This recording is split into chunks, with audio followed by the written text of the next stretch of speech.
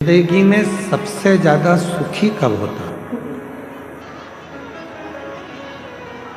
व्यक्ति के जीवन में सबसे ज्यादा सुख कब आता है? जब मुझ सब में अच्छाइयां ढूंढना प्रारंभ करते हैं। भोजन करने बैठा है तो उसमें भी अच्छाई ढूंढे। आज बाबा की कृपा है, थोड़ा मान लो तेल कम डला, मसाला कम डला, तो भी बाबा को धन्यवाद दो कि आज बाबा ने कृपा कर कर अच्छा बनाया। पकवान मिल गया, लड्डू मिल गया, पेड़ा मिल गया, बहुत सारा खाने के लिए 56 भोग मिल गया, तो भी कह दो आज बाबा ने बड़ी कृपा करी कि खूब दी। प्रत्येक चीज में आप अच्छा ढूंढो। कथा में आए हो, आज कथा का विराम दिवस है। कथा 11 बजे विराम हो जाएगी। आप अपने घर चले जाओगे, सब अपने अपने घर पहुंच जाएंगे।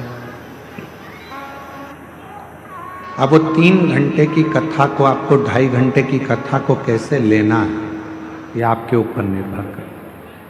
आप अपने मन को, लोग चिल्लाएंगे, क्लेश करेंगे, खड़े रहेंगे, इनके झगड़े में टाइम निकाल दो। चाहे आप झोली पसार कर बाबा से इस ठंड में खुले मैदान में पूरी रात सोकर आपने बाबा का इंतजार करा है, चाहो तो उसको झोली भरकर अपने घर पर ले जाओ। जो आज कथा का विराम दिवस है, कहते हैं कि मेरा बाबा जब जाता है, कुबेर भंडारी जब पोथी लपेटकर, अपनी पोथी को बांधकर, जब मेरा कुबेरेश्वर महादेव जिस भूमि पर कथा कर कर जाता है, आखिरी दिन वो अपनी झोली का पूरा खजाना जो जिंदगी में आशीर्वाद स्वरूप है वो सब लुटा कर जाता है और उसकी जिंदगी सार्थक है।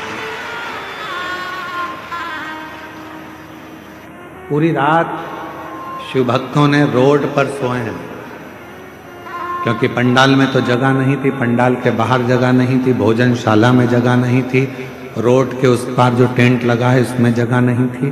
तो रोडों पर लगभग 4 किलोमीटर के 5 किलोमीटर के रोड पर लोग रात भर सोए।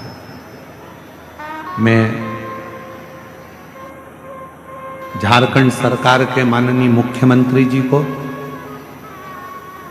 माननीय सोरेन जी को बहुत बहुत साधुवाद देता हूं कि आपकी प्रशासन ने, आपकी सरकार ने इस कथा को बहुत सुचारू ढंग से संभाला और उसको आयोजित किया। मैं माननीय मुख्यमंत्री जी झारखंड सरकार के सोरेन जी को बहुत बहुत साधुवाद देता हूं, मन जी को।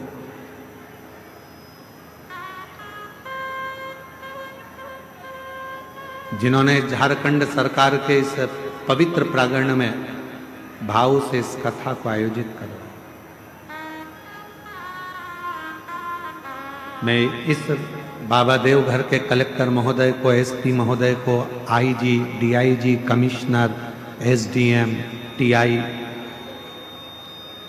जहां कथा हो रही है वहां के टीआई महोदय, वहां के तहसीलदार, वहां के एसडीएम, वहां के कमिश्नर, वहां के आईजी, डीआईजी, वहां के कलेक्टर, अपर कलेक्टर, जो भी हैं, यहाँ की चिकित्सा विभाग को, यहाँ की डॉक्टरों की टीम को, यहाँ का नगर निगम को, यहाँ के विधायक को, यहाँ के सांसद को, यहाँ के पूरे पंचायत को, सरपंच को, यहाँ के सचिव को, यहाँ के एक एक पदाधिकारी गणों को बहुत धन्यवाद देता हूँ। उन्होंने 7 दिन इस कथा को बहुत अच्छी तरह से समझा। रात दिन पुलिस के एक एक जवान खड़े रहे, एसएफ के जजमान, पूरे जवान रात रात दिन रात खड़े रहे, जिन्होंने इस कथा को संभाला। आज कोई कह रहा था, गुरुजी हमारे यहाँ सावन में बाबा की कावड़ भराती है, महीने भर में जो लोग आते हैं सावन के महीने में, वो यहाँ 7 दिन में आकर बैठ गए। ये बड़े आश्चर्य की बात है, इतना शुभ भक्त यहाँ इतना आप अच्छाई देखो, भोजन में अच्छाई ढूंढोगे तो वो भोजन तुम्हारे शरीर में लगेगा।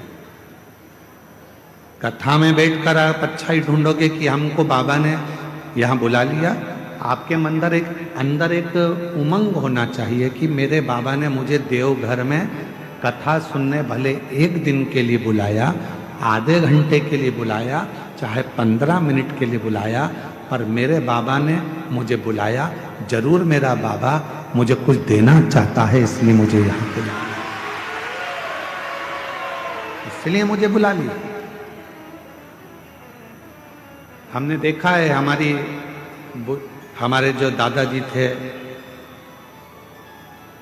स्वर्गीय शंकरलाल जी मिश्रा,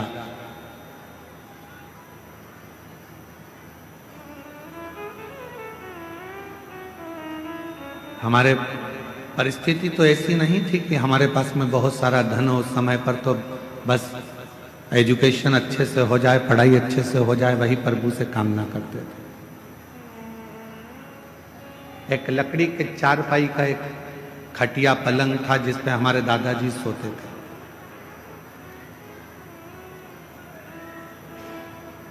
उनके पास में थोड़ा सा मिठाई होती थी या थोड़ा सा गुड़ होता था तो वो अपनी पुड़िया में छुपा के तकिए के नीचे, गद्दे के नीचे रख लेते थे।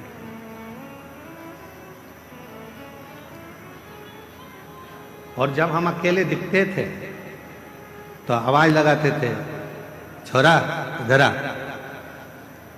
मोड़ा इधर आ, और तकिए के नीचे से हमारे दादा स्वर्गीय श्री शंकरलाल जी मिश्रा जी उसमें से थोड़ा सा गुड़ निकाल कर हमको दे देते थे कि ले चुपचाप से खा लेना, किसी को बताना मत ही, मेरे पास इतना ही था, ये रख ले।